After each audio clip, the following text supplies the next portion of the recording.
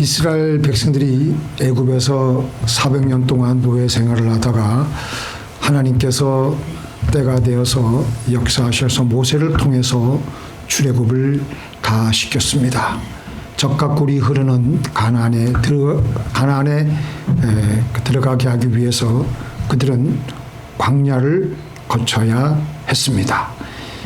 이스라엘 백성들은 광야 생활을 이제 하게 됐는데 힘든 일이 있을 때마다 모세에게 불평을 하고 원망을 합니다.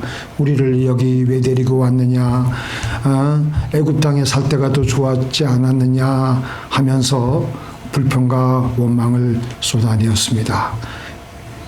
이렇게 그들에게는 생명이 있었는데 또 축복이 있었는데 생명을 택하지 않았고 축복을 택하지 않았습니다.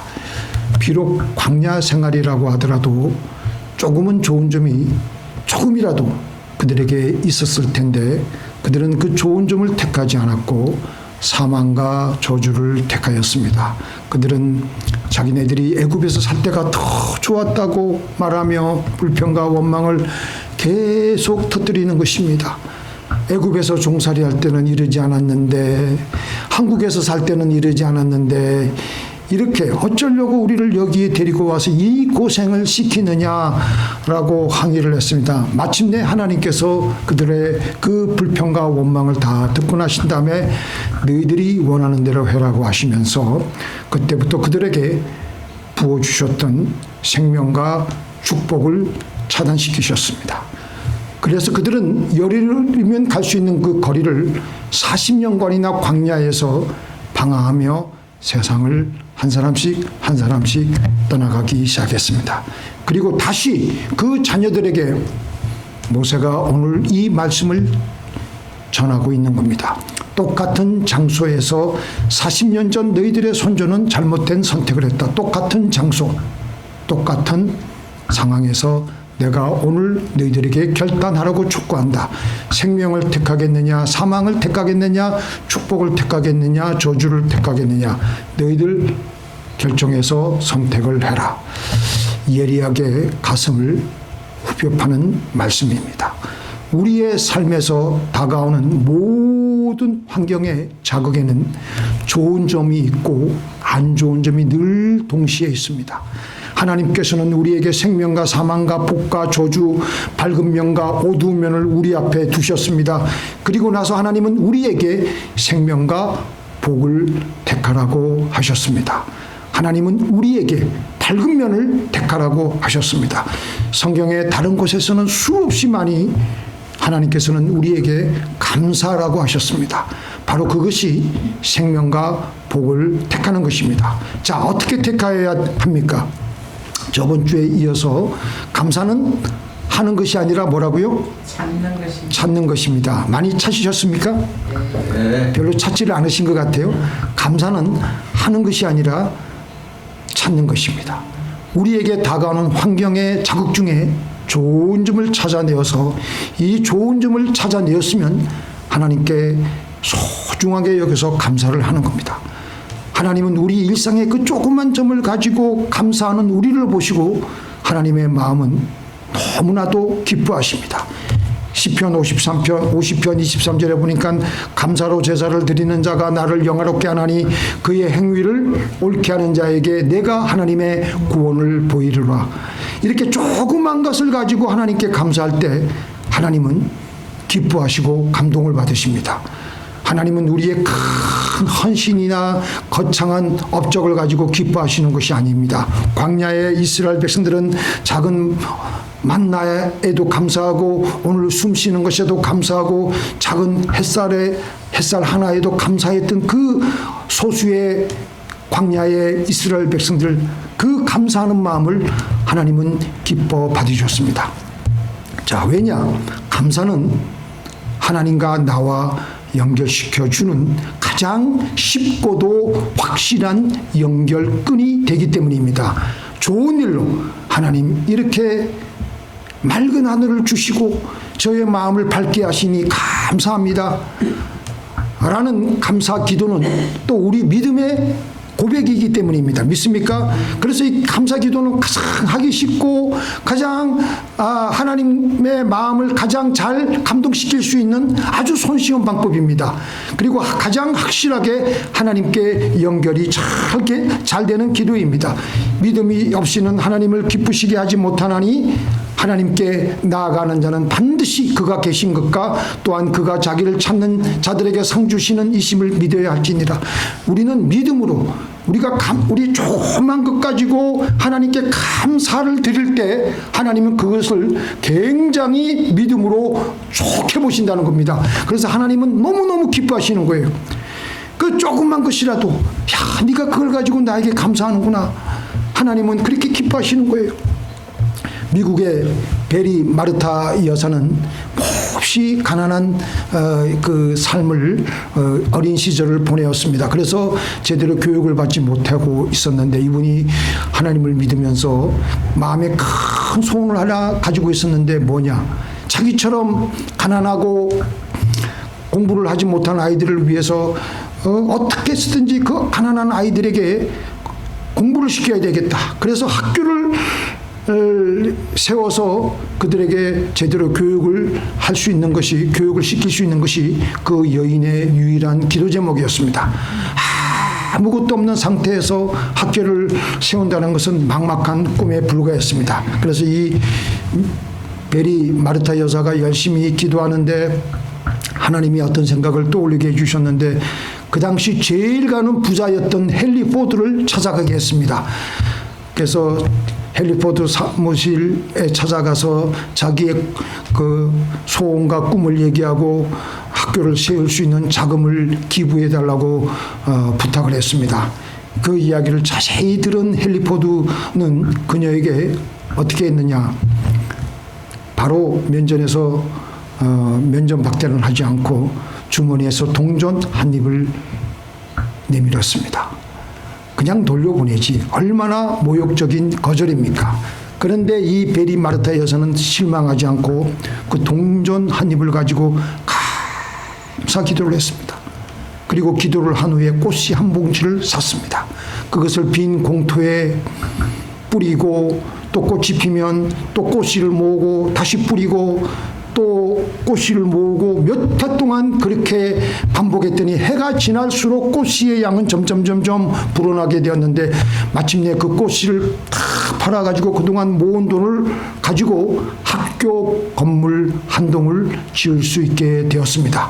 건물 한 동을 세운 다음에 이 베리 여사는 다시 헨리 포드를 찾아갔습니다. 그리고 말하기를 사장님께서 직접 오셔서 몇 해 전에 저에게 주셨던 그 동전 하나로 저희들이 이룬 성과를 한번 둘러봐 주십시오.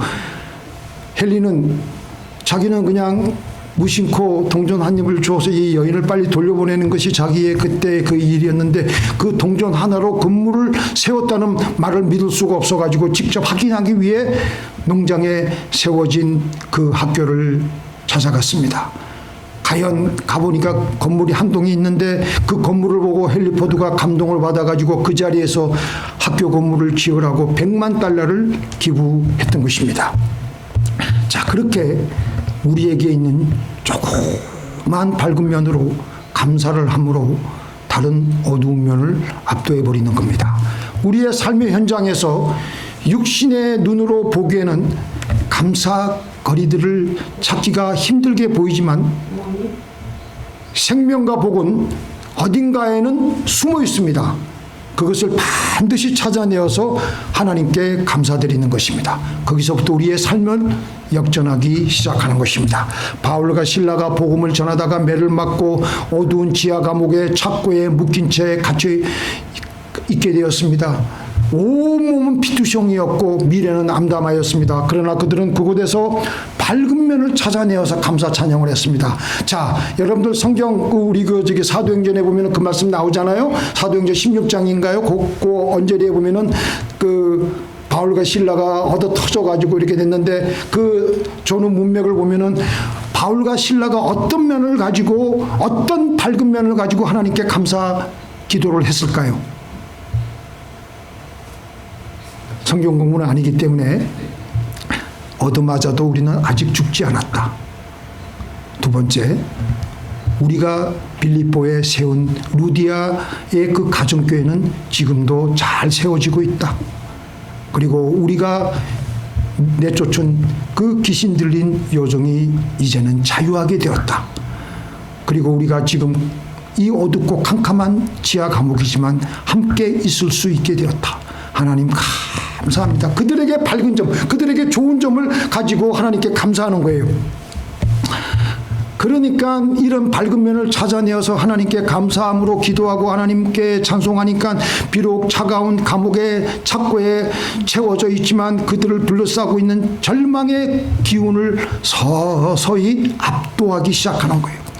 드디어 하나님께서 역사하셔서 큰 지진이 나고 옥문이 다 열리며 간수장과 그의 온 가족이 구원을 받게 되었던 것입니다. 그래서 우리는 어떤 상황이 우리에게 닥치더라도 우리는 정신을 차려서 밝은 면을 찾아내어서 감사거리를 가지고 감사하는 겁니다. 그게 생명을 택하는 겁니다.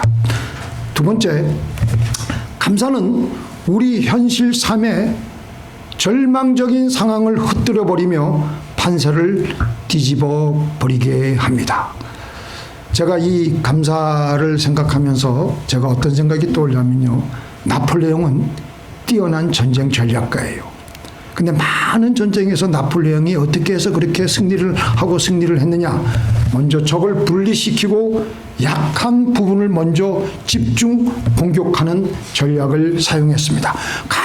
강한 전체 부대와 한꺼번에 싸우지 말고 적을 나누어서 약한 부분부터 싸워 무너뜨리기는 전략입니다.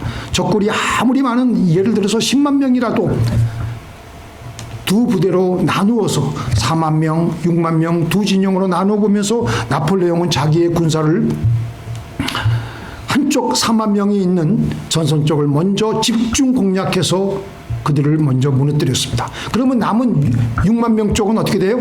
사기가 꺾이게 되고 대열이 흐트러지며 벌써 무너지게 되는 거예요. 이렇게 적 전체를 한 번에 상대하지 않고 약한 부분을 먼저 공략하여서 전체 흐름을 뒤집는 것입니다. 우리가 여호수아서를 읽으면 알겠지만 하나님께서는 여호수아가 가나안 정복을 할 때도 그들 가나안 족속 전체를 대항하지 않게 했어요. 하나씩 먼저 여호수아 그 여리고성을 무너뜨리게 하셨고요. 그 다음에는 아이성을 치게 하셨고요. 그 다음에는 마침내 하나씩 다 쳐부심으로 가나안 정복을 하게 하셨습니다. 사탄은 우리에게 어떻게 하느냐? 우리를 무너뜨리게 하려고 한꺼번에 공포에 다가가게 만들어요. 한꺼번에 문제 전체를 한꺼번에 보여주며 우리를 압도하려고 합니다. 그런데 하나님은 작지만 좋은 점을 가지고 감사할 때 어둠의 진영을 마구 흔들어 제끼기 시작하는 것입니다. 우리들이 잘 우울해하고 절망에 빠지고 공황장애에 빠지기 쉬운 이유는 삶에서 다가오는 환경의 어두움을 전체로 그냥 다 몰아서 보기 때문에 그냥 공포에 질리는 거예요. 경제적인 문제, 건강 문제, 인간관계 문제, 미래에 대한 불안, 이런 것들이 밀려올 때 마치 거대한 적군처럼 느껴지니까 도저히 내가 이건 감당할 수 없다 그래가지고 아예 자빠지는 거예요. 그럴 때 그 중에서 어떻게 해야 돼요? 감사거리를 하나 찾아내가지고 감사합니다. 우리 한국 속담에 이런 속담이 있죠. 하늘이 무너져도 솟아날 구멍이 있다. 그 솟아날 구멍 하나를 가지고 하나님께 감사하기 시작하는 거예요.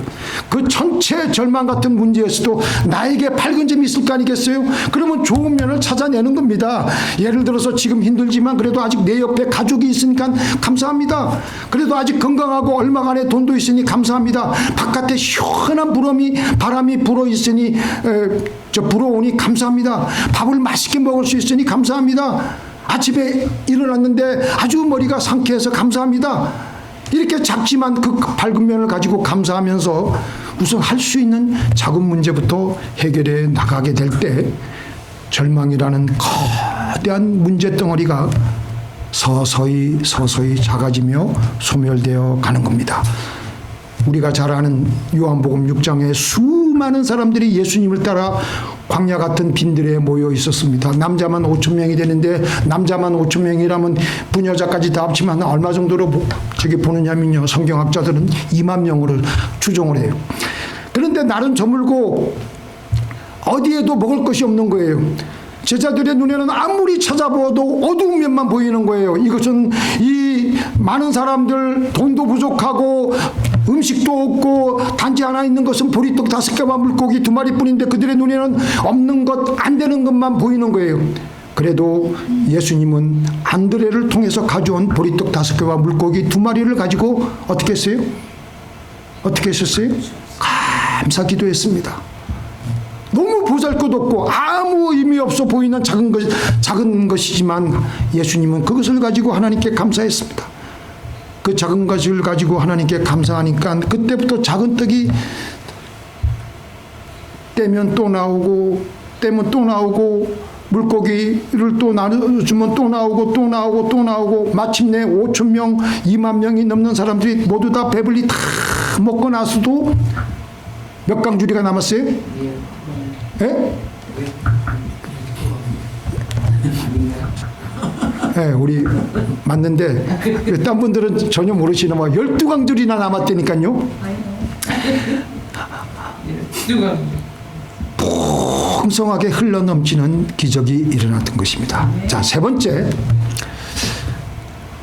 모든 원자 안에는 우리의 이 모든 물체가 있잖아요. 이 안에 이제 아주 조그만 그 단위가 결국은 원자인데 원자 안에는 플러스와 마이너스가 함께 존재합니다. 그거 아시죠? 양성자와 전자가 균형을 이룰 때 이 원자가 안성되듯이 하나님은 우리에게 다가오는 모든 환경에 생명과 사망과 복과 저주를 동시에 우리 앞에 놔두셨습니다. 그런데 하나님은 우리에게 그 중에 밝은 면 플러스를 찾아내어서 감사하며 나아가라고 하시는 것입니다. 데살로니가전서 5장 18절 저번 주 설교 말씀이시죠. 범사에 감사하라고. 모든 일에 감사하라고. 범사에는요 생명도 있고 사망도 있고 복도 있고 저주도 있는 거예요. 근데 그 중에서 생명과 복을 찾아내는 겁니다. 좋은 것 나쁜 것 다 있습니다. 그래서 제가 보면은 제가 이전에는 제가 그렇게 생각한 적도 있었습니다. 무조건 감사가 좋다니까 무조건 덮어놓고 감사를 하는 것은 물론 그것도 뭐 안 하는 것보다는 좀 낫겠지만 그렇게 하는 감사는 오래가지 못합니다. 조그만 것이지만 실제 현실 나의 삶의 환경의 자극 중에서 나에게 좋았던 그런 자극이 있잖아요. 그 좋았던 자극, 그 감사거리를 가지고 감사를 해야 우리가 진정성 있게 감사를 하게 되는 것입니다. 저번 주에 숨은 그림 찾기를 했던 것처럼 우리는 찾아내어야 합니다. 하나님은 분명히 우리에게 생명과 사망과 복과 저주를 내 앞에 두었다고 하셨습니다. 네, 삶에서 다가오는 환경 중에서 나쁜 면은요, 잘 보여요. 잘 보여. 누가 가르쳐 주지 않아도 잘 보여요.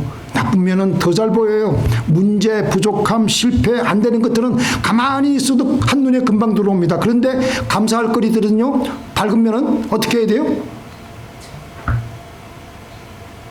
저절로 눈이 띄지 않습니다. 생각해야 되고 기도하면서 찾아내어야 됩니다. 그래, 아직 나에게 건강이 있구나. 그래, 아직 나와 함께하고 있는 가족이 있구나. 그래, 오늘도 하나님이 나를 살려주셨구나. 지금 이렇게 하나님께 기도할 수 있구나. 그렇게 해서 이런 작은 밝은 면을 찾아내어서 그것을 붙들고 하나님께 감사하는 거예요. 제가 생각을 해봤습니다. 이 순간에 나에게 주어진 이 범사에 밝은 면을 찾아내어서 감사하는 것은 우리가 가장 잘 사는 것이 됩니다. 자, 한번 보시겠습니다. 시작. 항상 기뻐하라. 쉬지 말고 기도하라. 범사에 감사하라. 이는 그리스도 예수 안에서 너희에게 향하신 하나님의 뜻이니라.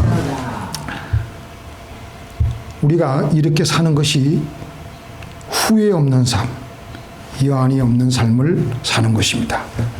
사람들이 마지막 순간에 죽을 때 후회를 하는 것들 중에 하나가 그때 내가 왜 그렇게 어두운 면면을 보고 원망하고 아웅다웅하며 살아왔느냐에 대해서 후회를 많이 한다고 합니다. 사람들은 그때 더 행복하게 살 수 있었지만 뭔가를 더 가지기 위해서 미루고 오며 살아온 것에 대해서 후회를 많이 합니다. 그런데 벌써 마지막 순간이 되어 돌아보면서 그때 내가 왜 더 감사를 하지 못했을까? 그때 왜 내가 더 행복을 누리지 못했을까? 그때 내가 왜 하나님께서 나에게 주신 그 순간을 내가 더 인조해하지 못했을까? 마지막 순간이 되어 돌아보니까 행복은 미래의 어느 날 다가오는 것이 아니라 주어진 그날을 매일 그 순간순간 밝은 면을 찾아내어서 감사하며 기뻐하며 살아가는 것이었다는 것을 그때서야 깨닫고 후회한다는 것입니다. 어떤 나이 드신 할머니 그 딸이 이렇게 간증을 해요.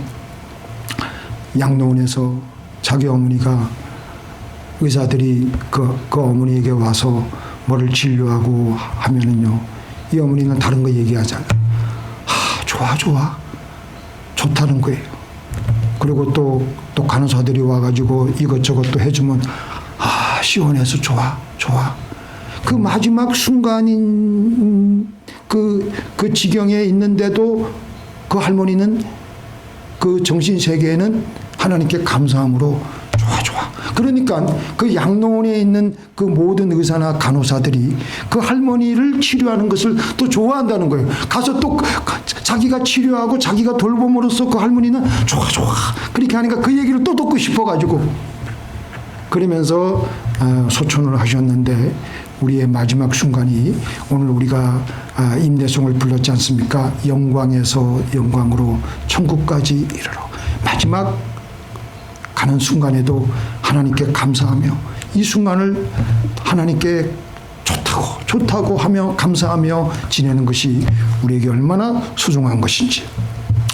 그래서 다섯 번째, 이렇게 감사거리를 찾아서 감사 생활을 하면 다가오는 미래를 가장 잘 맞이할 수가 있습니다. 범사에 감사하고 살면서 새로운 하루를 맞이할 때 힘든 하루의 일상이 시작되더라도 오늘은 나에게 하나님이 어떤 감사거리를 주실까? 그런 기대하는 마음으로 하루를 맞이하는 거예요. 오늘 하나님께서는 어떤 사람을 통해 나에게 기쁨을 주실까?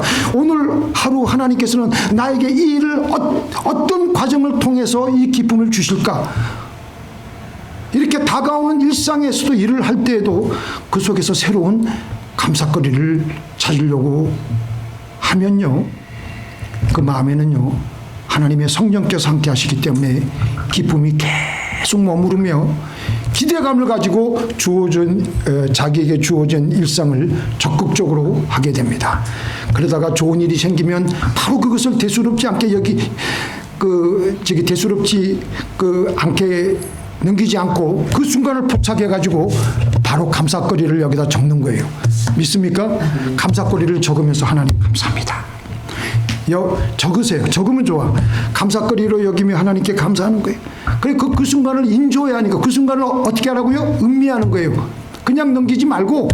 그러면요 다른 힘든 문제들도 자신감 있게 나아가며 하루에를 기쁨으로 맞이하게 되는 겁니다. 우리 맨 위에 있는 거 한번 같이 읽어볼까요? 이날은 여호와께서 정하신 것이니라. 이날에 우리가 즐거워하고 기뻐하리로다. 지금 이 성경 말씀은 다윗이 적었다고 이제 성경학자들은 거의 다 추정을 하고 있는데, 다윗이 어떤 삶을 보냈습니까? 여전히 전쟁 중에 있으면서 사망의 음침한 골짜기를 지나가면서도 다윗은 늘 하나님께 감사하는 거예요. 감사하면서 이날에 우리가 즐거워하고 기뻐하리로다.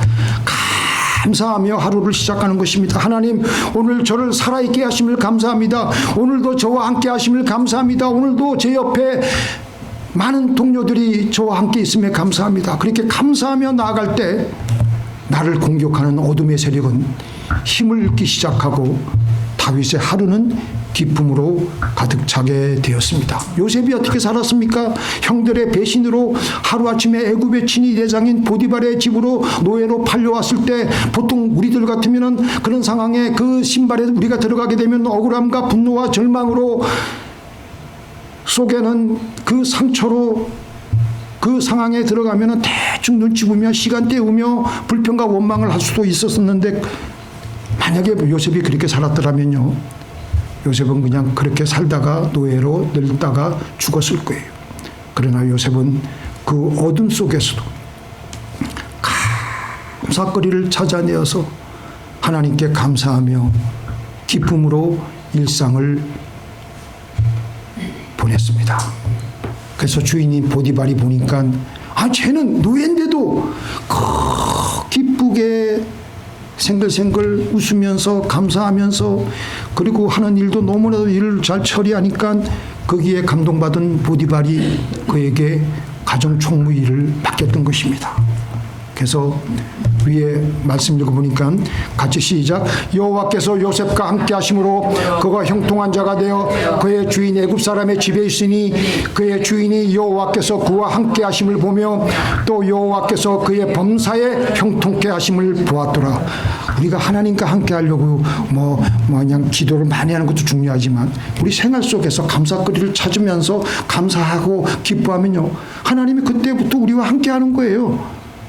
그게 하나님의 뜻을 우리가 순종하니까 40년 동안 광야 생활했던 거의 모든 이스라엘 백성들이 원망과 불평을 해서 하나님의 축복을 걷어차고 저주를 받게 되면서 그들은 그렇게 광야에서 쓰러져 죽어갔습니다.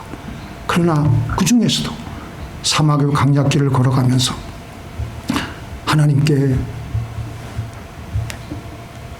감사한 사람들이 있었습니다. 그들은 아침마다 일어나서 주의 인자하심이 새롭다고 하면서 광야에서 노래를 불렀습니다.